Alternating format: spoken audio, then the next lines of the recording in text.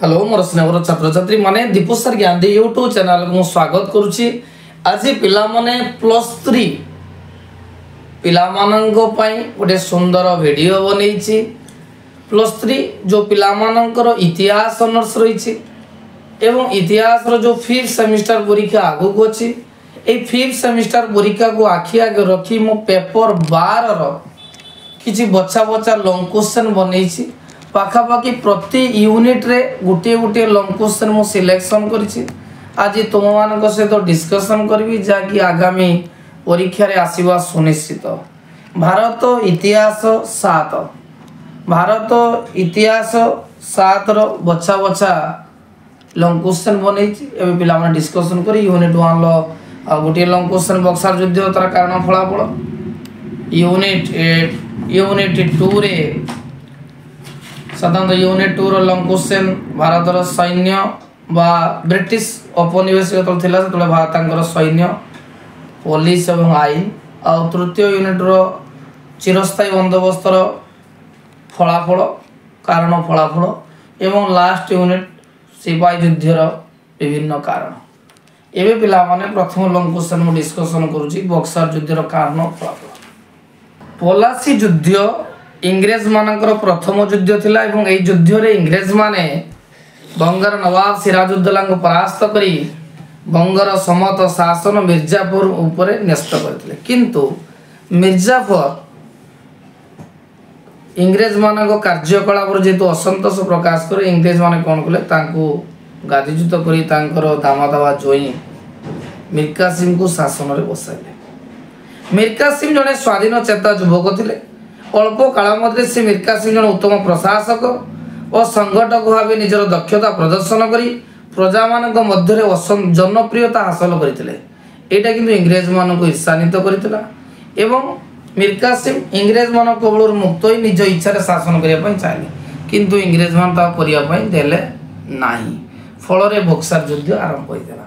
एनो बक्सर युद्ध रो प्रथम कारण हला मीर कासिम द्वारा दस्तखत। मनता पिला माने आगुरु जो इंग्रेज माने साधारणतः साम्राज्य विवासु एवं लभी प्रकृतिर लोक भारत रो समस्त खजना को आरंभ करी समस्त द्रव्य लुंठन करुतले एवं चिंता और चेतना थे मीर कासिम। से लक्ष्य करते जे इंग्रेज मानकर बहु कर्मचारी और बणिक माने दस्तकर अपव्यवहार करुछन्ति एवं अबाध्य वाणिज्य करी लाभवान होछन्ति। फल रे से एई दस्तखत बंद करदेले। फल इंग्रेज माने मीर कासिम रसी असंतोष प्रकाश कले। द्वितीय पॉइंट कंपनी व्यवसाय रे प्रतिबंधक। जे मीर कासिम केवल दस्तखत उच्छेद कले ताने अन्य प्रकार ईस्ट इंडिया कंपनी रो व्यवसाय रे मध्य प्रत्येक क्षेत्र में प्रतिबंध सृष्टि करथिले।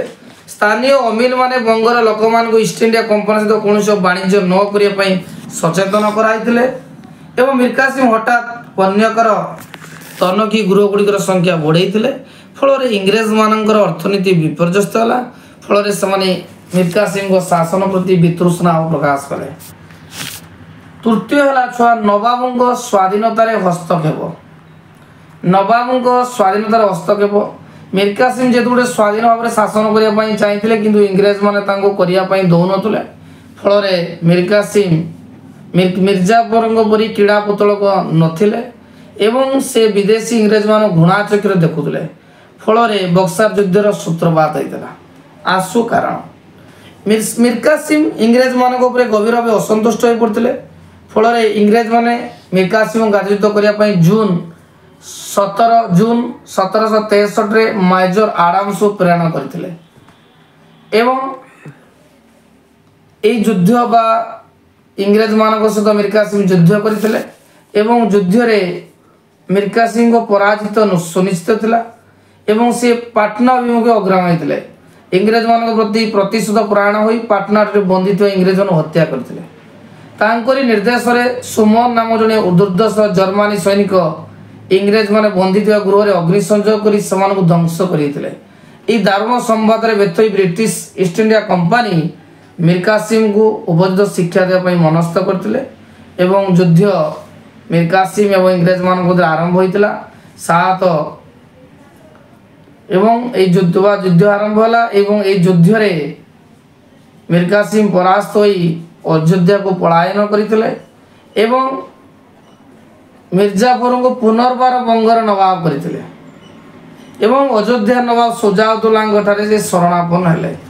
परवर्ती अवस्था पिला मन रखता जो अयोध्या नवाब सुजाउद्दौला दिल्ली सम्राट द्वितीय आलम शाह आलम एवं मीर कासिम मिलित होई इंग्रेज सरकार बा इंग्रेज मान विरुद्ध युद्ध घोषणा कले एवं साधारणतः 1764 मसीह युद्ध होता 22 अक्टोबर 1764 युद्ध होता एवं यही युद्ध में तीन राजा मिलित सैन्य बाहिनी इंग्रेज मान द्वारा परास्त होते एवं फल मीर कासिम युद्ध में पराजित ऋण पलायन कले एवं परवर्ती अवस्था अवशिष्ट जीवन पलातक प्राण त्याग करते एवं इंग्रेज माने साधारणतः उत्तर भारत रे प्राधान्य विस्तार कले।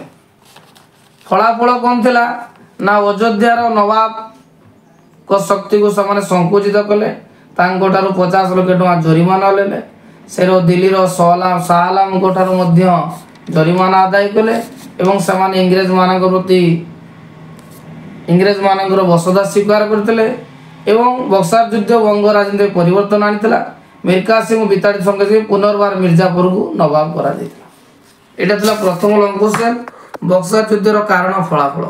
एवं पिला यूनिट 2 रो जीवा में इंग्रेज शासन समय रे जो भारत रे जो इंग्रेज मानकर 3टी अस्त्र थिला सैन्य पुलिस न्याय छो देखो परीक्षा मुझे क्वेश्चन को जो इंपोर्टेंट हो परीक्षा सुनिश्चित हो जे सैन्य बाहिनी पुलिस और न्याय। उपनिवेश सरकार 3टी अस्त्र थिला सैन्य बाहिनी पुलिस न्याय। एवं डिस्कशन पिला माने करबा।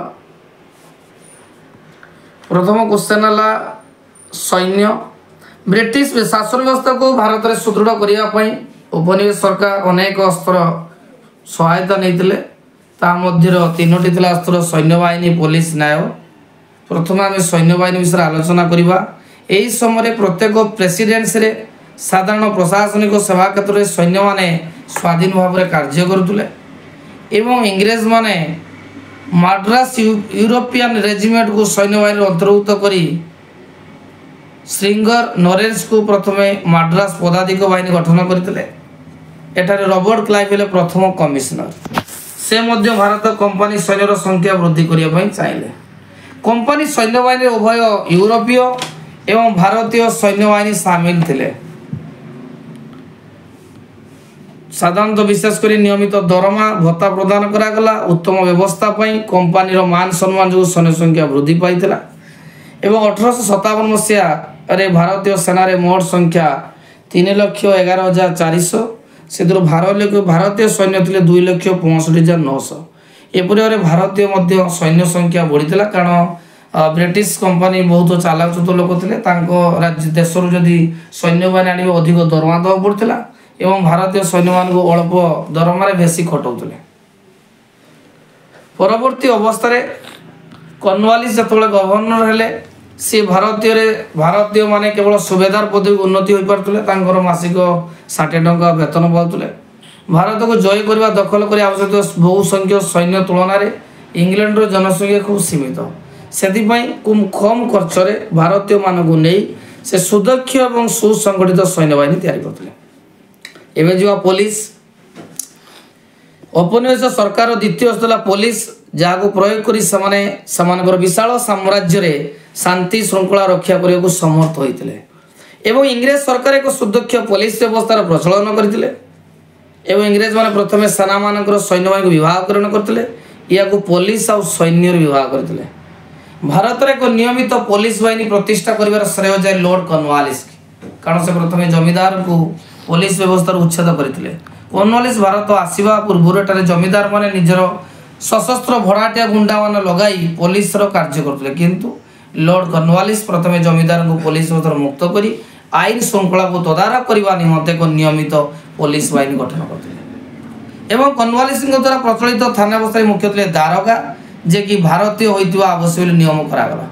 प्रथमे थाना गुड़िक जिला जज बा विचारपति तत्वावधान कार्य चलला पर जिला पुलिस संगठन अधीक्षक भाव में एसपी पदवी सृष्टि करागला এবং এই পদবীরে সাধারণত ইংরেজ মানে রହୁଥିଲେ। এইপরি ভাবে গ্রাম্য স্তরের মধ্যে চৌকিদার পুলিশর କାର୍ଯ୍ୟ କରୁଥିଲେ। ଗ୍ରାମବାସୀ ତାଙ୍କର ଭରଣ ପୋଷଣ ଦାୟିତ୍ୱ ନେଉଥିଲେ। ପୁଲିସଙ୍କର ମୁଖ୍ୟ କାର୍ଯ୍ୟ ଥିଲା ଆଭ୍ୟନ୍ତରୀଣ ଶାନ୍ତି ଶୃଙ୍ଖଳା ରକ୍ଷା କରିବା, ଆଇନ ଶୃଙ୍ଖଳା ରକ୍ଷା କରିବା, ବିଭିନ୍ନ ଅପରାଧ ଡକାୟତ ଷଡ଼ଯନ୍ତ୍ର ଯୋଜନା ବିଷୟଗୁଡ଼ିକୁ ଯାହାକି ବ୍ରିଟିଶ ଭାରତୀୟ ରାଜ୍ୟମାନଙ୍କର ଘଟୁଥିଲା ତାକୁ ଦୂରୀକରଣ କରିବା ପାଇଁ ପ୍ରଥମେ ଚେଷ୍ଟା କରାଯାଉଥିଲା। ଏବେ ଯିବା ଛୁଆ ନ୍ୟାୟ। ବ୍ରିଟିଶ ଶାସନର ତୃତୀୟ ଗୁରୁତ୍ୱପୂର୍ଣ୍ଣ ଅସ୍ତ୍ର ଥିଲା ନ୍ୟାୟିକ ସଂଗଠନ। ସେତେବେଳେ କମ୍ପାନୀ 1765 ମସିହାରେ ଦେୱାନୀ ଆଇନ ଗ୍ରହଣ କରିଥିଲା, ଯାହାର ସାଧାରଣତଃ ବିଚାରଗତ କ୍ଷମତା ଅଧୀନକୁ ଆସିନଥିଲା, କିନ୍ତୁ ଡେପୁଟି ଦେୱାନଙ୍କର ଅଧିକତା ଥିଲା। 1772 ମୋଗଲ ଶୈଳୀ ପଦ୍ଧତିକୁ ଅନୁସରଣ କରି ୱାରେନ୍ ହେଷ୍ଟିଙ୍ଗସ୍ ପ୍ରତ୍ୟେକ ଜିଲ୍ଲାରେ ଦେୱାନୀ ଓ ଫୌଜଦାରୀ ଅଦାଲତ ପ୍ରତିଷ୍ଠା କରିଥିଲେ। ଦେୱାନୀ ଅଦାଲତରେ ଜିଲ୍ଲା କଲେକ୍ଟରମାନେ କାର୍ଯ୍ୟ କରୁଥିଲେ। ଫୌଜଦାରୀ ଅଦାଲତରେ ଭାରତୀୟ ବିଚାରପତି ମୁଫ୍ତି ଓ କାଜୀଙ୍କ ସାହାଯ୍ୟରେ ଅପରାଧ ବିଚାର କରାଯାଉଥିଲା। ସେହିପରି ଭାବରେ ରେଗୁଲେଟିଂ ଆକ୍ଟ ଅନୁସାରେ କଲିକତାରେ ଏକ ସୁପ୍ରିମକୋର୍ଟ ମଧ୍ୟ ସ୍ଥାପିତ କରାଯାଇଥିଲା। ପରବର୍ତ୍ତୀ ଅବସ୍ଥାରେ କର୍ଣ୍ଣୱାଲିସ୍ ଯେତେବେଳେ ଜେନେରାଲ ନିଯୁକ୍ତି ପାଇଲେ, ଭାରତ ବିଚାରପତି ବ୍ୟବସ୍ଥାରେ କିଛି ସଂସ୍କାର ଆଣିଥିଲେ, ଯାହାକୁ କର୍ଣ୍ଣୱାଲିସ୍ କୋଡ୍ କୁହାଯାଏ। ଏହି ନିୟମ ଅନୁସାରେ କଲେକ୍ଟରଙ୍କ ହାତକୁ ସମସ୍ତ ଆଇନର କ୍ଷମତା ହସ୍ତାନ୍ତର କରାଗଲା ଏବଂ ଏହାର ମୁଖ୍ୟ ଥିଲେ ଏବଂ ପ୍ରତ୍ୟେକ ଜିଲ୍ଲାରେ ଦେୱାନୀ ଅଦାଲତ ପ୍ରତିଷ୍ଠା କରାଗଲା ଏବଂ ଏହାର ମୁଖ୍ୟ ଥିଲେ ଜିଲ୍ଲା ଜଜ୍। କର୍ଣ୍ଣୱାଲିସ୍ ସିଭିଲ ଜଜ୍ଙ୍କର ପଦବୀକୁ କଲେକ୍ଟର ଠାରୁ ପୃଥକ କରିଥିଲେ। ଏହିପରି ଭାବରେ କର୍ଣ୍ଣୱାଲିସ୍ ଫୌଜଦାରୀ ଅଦାଲତ ପାଇଁ ମଧ୍ୟ ପ୍ରତ୍ୟେକ ବା ବଙ୍ଗ ପ୍ରେସିଡେନ୍ସିକୁ 4 ଭାଗରେ ବିଭକ୍ତ କରିଥିଲେ ଏବଂ କୋର୍ଟ ଅଫ୍ ସର୍କିଟ୍ ପ୍ରତିଷ୍ଠା କରିଥିଲେ, ଯାହାକି ଲୋକମାନଙ୍କର ଫୌଜଦାରୀ ମୋକଦ୍ଦମାର ବିଚାର ପାଇଁ ମଧ୍ୟ ତିଆରି ହୋଇଥିଲା। ଏହିପରି ଭାବରେ ଇଂରେଜମାନଙ୍କର 3ଟି ମୁଖ୍ୟ ଅସ୍ତ୍ର ଥିଲା ସୈନ୍ୟବାହିନୀ, ନ୍ୟାୟ ଆଉ ପୋଲିସ। ଆ ଭିତରୁ ଗୋଟିଏ ପରୀକ୍ଷାରେ ପଡ଼ିବା ସୁନିଶ୍ଚିତ। ଏବେ ପିଲାମାନେ ବି ଯିବା ଚିରସ୍ଥାୟୀ ବନ୍ଦୋବସ୍ତ।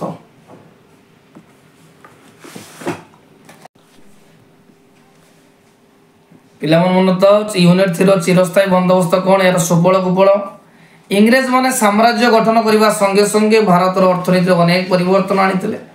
କମ୍ପାନୀ ପୂର୍ବରୁ ଜାଣିଥିଲା ଯେ ରାଜସ୍ୱ ହେଉଛି ସରକାରଙ୍କ ପ୍ରଧାନ ଆୟ। ସେଥିପାଇଁ ବଙ୍ଗ, ବିହାର, ଓଡ଼ିଶାରେ ଦେୱାନୀ ଲାଭ କରିଥିଲା।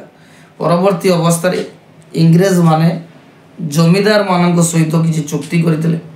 ୱାରେନ୍ ହେଷ୍ଟିଙ୍ଗସ୍ ପ୍ରଥମେ 1772ରେ 5 ବର୍ଷିଆ ବନ୍ଦୋବସ୍ତ କରିଥିଲେ ଏବଂ ପରବର୍ତ୍ତୀ ଅବସ୍ଥାରେ କର୍ଣ୍ଣୱାଲିସ୍ ଇଂରେଜମାନଙ୍କ ସହିତ ବହୁ ବନ୍ଦୋବସ୍ତ ମଧ୍ୟ କରିଥିଲେ ଏବଂ 1793 ଖ୍ରୀଷ୍ଟାବ୍ଦରେ କର୍ଣ୍ଣୱାଲିସ୍ ମାର୍ଚ୍ଚ 22 ତାରିଖରେ 10 ବର୍ଷିଆ ବନ୍ଦୋବସ୍ତ ଇଂରେଜମାନଙ୍କ ସହିତ କରିଥିଲେ, ଯାହାକୁ ଚିରସ୍ଥାୟୀ ବନ୍ଦୋବସ୍ତ କୁହାଯାଏ। ଏହି ଚିରସ୍ଥାୟୀ ବନ୍ଦୋବସ୍ତ ଅନୁସାରେ ଇଂରେଜମାନେ ଜମିଦାରମାନଙ୍କୁ ସମସ୍ତ ଜମି ଦେଉଥିଲେ ଏବଂ ଜମିଦାରମାନେ ସମସ୍ତ ଜମିକୁ କୃଷକମାନଙ୍କ ମଧ୍ୟରେ ବଣ୍ଟନ କରୁଥିଲେ ଏବଂ କୃଷକମାନଙ୍କରୁ ଯାହା ଆଦାୟ କରୁଥିଲେ ଲୋକମାନଙ୍କୁ ବା କୃଷକଙ୍କର ଯେଉଁ କର ଆଦାୟ କଲେ ନିଜ ପାଖରେ କିଛି ରଖି ଆଉ ଇଂରେଜମାନଙ୍କୁ ଦେଉଥିଲେ। ଦେଖ ଛୁଆ ୟୁନିଟ୍ 4ର ସବୁଠୁ ଭଲ କ୍ୱେଶ୍ଚନ୍ ହେଲା ସିପାହୀ ବିଦ୍ରୋହର କାରଣ। ପିଲାମାନେ ମନେ ରଖୁଥାଅ 1757 ମସିହାରୁ ବା ପଲାସି ଯୁଦ୍ଧ ଠାରୁ 1857 ମସିହା ପର୍ଯ୍ୟନ୍ତ ଦୀର୍ଘ 100 ବର୍ଷ ବିତି ଯାଇଥିଲେ ମଧ୍ୟ ଇଂରେଜମାନଙ୍କର ସାମ୍ରାଜ୍ୟ ବିପାସୁ ସାମ୍ରାଜ୍ୟବାଦ ନୀତି ଲାଭକର ମନୋଭାବ ଦୂର ହୋଇନଥିଲା। ଫଳରେ ଭାରତୀୟମାନେ ଇଂରେଜ ଶାସନ ପ୍ରତି ଅସନ୍ତୁଷ୍ଟ ଥିଲେ ଏବଂ ତାଙ୍କ ମଧ୍ୟରେ ଗୋଟେ ବାରୁଦ ଗଦା ସୃଷ୍ଟି ହୋଇଥିଲା ଏବଂ ଏହି 1857 ମସିହାରେ ପ୍ରଥମ ଥର ପାଇଁ ସିପାହୀମାନେ ଏହି ବାରୁଦ ଗଦା ଉପରେ ଅଗ୍ନି ସଂଯୋଗ କରିଥିଲେ ଏବଂ 1857 ମସିହା ଯେଉଁ ମହାନ ଐତିହାସିକ ସିପାହୀ ବିଦ୍ରୋହ ହୋଇଥିଲା ତାକୁ ଭାରତୀୟ ଐତିହାସିକମାନେ ଭାରତର ପ୍ରଥମ ସ୍ୱାଧୀନତା ସଂଗ୍ରାମ ବୋଲି ଅଭିହିତ କରୁଥିଲେ। ତେଣୁ ଏହି 1857 ମସିହା ପ୍ରଥମେ ବଙ୍ଗର ବାରାକପୁରଠାରେ ଆରମ୍ଭ ହୋଇଥିଲା ଏବଂ ପ୍ରଥମେ ମଙ୍ଗଲ ପାଣ୍ଡେ ଏହାର ନେତୃତ୍ୱ ନେଇଥିଲେ ଏବଂ ମଙ୍ଗଲ ପାଣ୍ଡେ ସେତେବେଳେ ଇଂରେଜମାନେ ଏନଫିଲ୍ଡ ନାମକ ଏକ ବନ୍ଧୁକ ପ୍ରଚଳନ କରିଥିଲେ, ଯାହାର ଏକ ଧାତବ ଖୋଳ ଥିଲା ଏବଂ ଏହି ଧାତବ ଖୋଳକୁ ବ୍ୟବହାର କରିବା ପୂର୍ବରୁ ଦାନ୍ତରେ ଛିଡ଼ାଇବା ପାଇଁ ପଡ଼ୁଥିଲା ଏବଂ ଜନରବ ଶୁଣା ହେଇଥିଲା ଏଇ ଯେ ଖୋଳଟି ଗୋରୁ ଏବଂ ଘୁଷୁରୀର ଚର୍ବି ବୋଲି। ଫଳରେ ଉଭୟ ହିନ୍ଦୁ ଏବଂ ମୁସଲମାନ ମାନେ ଏହି ବନ୍ଧୁକ ବ୍ୟବହାର କରିବେ ନାହିଁ ବୋଲି ମତ ପ୍ରକାଶ କରିଥିଲେ ଏବଂ ମଙ୍ଗଲ ପାଣ୍ଡେ ପ୍ରଥମେ ଏହାକୁ ବିରୋଧ କରି ଜଣେ ଇଂରେଜ ଅଫିସରଙ୍କୁ ହତ୍ୟା କରିଥିଲେ। ଏଥିପାଇଁ ମଙ୍ଗଲ ପାଣ୍ଡେଙ୍କୁ ଫାଶୀ ଦିଆଯାଇଥିଲା। ଫଳରେ ଭାରତର ସମସ୍ତ ସିପାହୀମାନେ विद्रोह आरंभ करथिले। एडो ऐतिहासिक सिपाही विद्रोह नाम नामित एवं यही घटनाटी थिला सिपाही विद्रोहर प्रत्यक्ष कारण एवं सिपाही विद्रोहर केवल यही प्रत्यक्ष कारण बहुत गुड़े कारण रही गोटे गोटे आम डिस्कसन करवा। पिला देख प्रथम है राजनैतिक कारण मन रखता पिला माने लॉर्ड डेलहाउसी साम्राज्यवाद नीति लॉर्ड डेलहाउसी साम्राज्यवाद नीति बा जो राज्यस्व लॉ नीति प्रचलन करते बहु देशीय राजा निज निज राज्य हराइले फल से इंग्रेज शासन विरुद्ध विरोधाचरण कले। सेपरी लॉर्ड वेल्सली सामंत संधि जो बहु देशीय राजा क्षतिग्रस्त हेले फल इंग्रेज शासन विरुद्ध विद्रोह घोषणा कले। सेपरी अयोध्या को इंग्रेज माने मिसाई देते निज साम्राज्य सहित फल अयोध्यावासी नवाब एवं कर्मचारी विद्रोह करते। सेपरी पेशवा द्वितीय बाजीराव पोष्यपुत्र नाना साहेब भत्ता को इंग्रेज माने बंद कर नाना साहेब और मंत्री तांतिया टपे इंग्रेज शासन विरुद्ध विरोधाचरण कले। सेपरी झांसी सातारा नागपुर संबलपुर राज्यस्व लॉ द्वारा क्षतिग्रस्त होई बा निजर राज्य हराई इंग्रेज शासन विरुद्ध आंदोलन कले विद्रोह आरंभ करते। सेपरी मोगल सम्राट द्वितीय बहादुर शाह को इंग्रेज माने स्थानांतरित कर समग्र मुसलमान मान इंग्रेज शासन विरुद्ध स्वर उत्तोलन कले। ये सब कारण पिला राजनीतिक कारण प्रशासनिक कारण इंग्रेज मानकर कुशासन भारतीय मान को बहु परिमाण उत्तेजित करता। विशेषकर प्रशासनिक क्षेत्र जो इंग्रेज माने विद्वेष भाव करते भारतीय मान क्षुब्ध करता। साधारणतः निम्न चाकरी भारतीय मान को नियुक्त कर दुर्व्यवहार करते एवं भारतीय मान को सन्देह चक्र देखुले फल भारतीय कर्मचारी माने कार्य असंतुष्ट प्रकाश करते। सेपरी सामाजिक कारण इंग्रेज शासन दृढ़ीभूत संगे संगे से भारत समाज नाना प्रकार परिवर्तनमूलक कार्य कले। जपरी सतीदाह प्रथा लॉर्ड विलियम बेंटी 1829 उच्छेद कले। 1856 लॉर्ड डेलहाउसी विधवा पुनर्विवाह आईन प्रणयन कले। डाक चलाचल रेल चलाचल टेलीग्राफ आदि बंदोबस्त प्रचलन फल भारतीय माने भाविले जे इंग्रेज मान हमको पाश्चात्य राष्ट्र पण करते। तेणु यहीटा पिला सामाजिक कारण। धर्मगत कारण कौन ना इंग्रेज मान भारत शासन कले ख्रीस्टियान पाद्री मान को भारत को आनी निमंत्रण करते बहुत संख्यक ख्रीस्टियान पाद्री मान भारत को आसते भारतीय लोक मान ख्रीष्ट धर्म दीक्षित करते फल भारतीय मान क्षुब्ध करता। सहित आगुरी हिंदू रीतिनीति नियम रही जदि कौन पुत्र अन्य धर्म ग्रहण कले प्रत्येक संपर्क बाध्यात कराला किंतु लॉर्ड कैनिंग 1856 धर्मीय अक्षमता आईन प्रणयन कले फल जेकोसी हिंदू अन्य धर्म ग्रहण कले तार संपत्ति बाध्यत हो पार ना। तेणु युवा कारण था जे सब धर्मगत कारण सिपाही विद्रोह संगठित होता। अर्थनैतिक कारण इंग्रेज माने भारतीय मान अत्यंत अत्याचार करुले कृषक मान मन इच्छा कर आदाय करुले प्राप्य ठीक भाव में पाई पार नुले एवं इंग्रेज माने देश जो शिल्प आरंभ होला भारत सब कंचामाल सब नहीं जाते कंचामाल ले जाते पुणी देश द्रव्य उत्पादन कर भारत में पुणी बिक्री करते। तेणु भारत में कुटीर शिल्प व्यतिग्रस्त है एवं धनर जो वितरण है दादा भाई नारोजी भीतर बही प्रभाव बोली प्रवक्त करते एवं इंग्रेज माने भारतीय मान अत्यंत कर आदाय करुले भूमि छड़े नौले अत्याचार करुले ये सब अर्थनैतिक विपर्यस्त होता भारत मान कुटीर शिल्प नष्ट होगा। तेणु ये अर्थनैतिक कारण सिपाही विद्रोह अन्य कारण।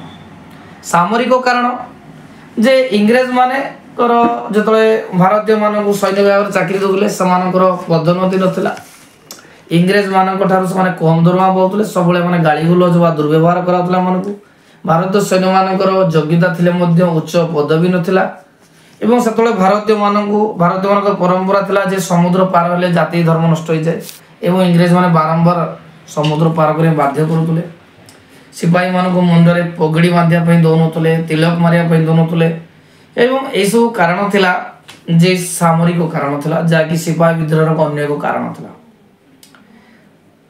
तापरे आशु कारण जोटा डिस्कसन कले एनफील्ड बंदूक जो प्रचलन है यह सिपाही विद्रोह आशु कारण थिला। कारण यही बंदूक व्यवहार करने गुली तोटार अग्रभाग दांत छेड़ा पड़ूला 1857 एक जनरब है गुड़ीर तटारे गाई और घुषुर चर्बी बड़ा है गाई मान हिंदू मैंने पूजा करुवा बेले घुषुरी को मुसलमान मैंने पूजा करते सिपाही मान विश्वास है इंग्रेज मैंने उद्देश्यमूलक भाव उभय हिंदू और मुसलमान को धर्म नष्ट करने उद्यम कर तेणु भारतीय सिपाही मैंने उत्क्षिप्त हो परिस्थिति विद्रोह करते आग्नेयगिरी अग्नि उद्गीरण कर विद्रोह स्फुलिंग बाराकोट दिल्ली कानपुर झांसी बिहार प्रभृति स्थान को व्यापी जाता किंतु अल्प दिन मध्य इंग्रेज मान दक्ष सेनापति माने विद्रोह को दमन करते सिपाही विद्रोह फलाफल सुदूर प्रसारी था कारण 1858 मसीहा एप्रिल 1 तारिख दिन 1858 नवेम्बर 1 तारिख दिन अलाहाबाद थे भारत प्रथम वाइसराय लॉर्ड कैनिंग रानी विक्टोरिया पाठ करते या द्वारा भारत में कंपनी शासन लोप पाईगला ब्रिटिश पार्लियामेंट द्वारा शासन आरंभ होला भारतीय राजा मान को सम्मान दिगला ता सहित राज्यस्वत लोप नीति साम संधि लोप पाइला एवं भारतीय मान सामाजिक परंपरा इंग्रेज मैंने हस्तक्षेप न करे प्रतिश्रुति देता ये छुआ 4टी क्वेश्चन थिला जो 5th सेमिस्टर परीक्षा पाई मोर सिलेक्शन क्वेश्चन और वीडियो जदि पिला माने भल लागता है तो लाइक करिवो कमेंट करिवो सब्सक्राइब करिवो शेयर करिवो एवं परवर्ती अन्य सेमिस्टर गुडी को मध्य क्वेश्चन भल भल तैयारी करिवि ता सहित अन्य सेमिस्टर रे 2 मार्क और 3 मार्क आलोचना कर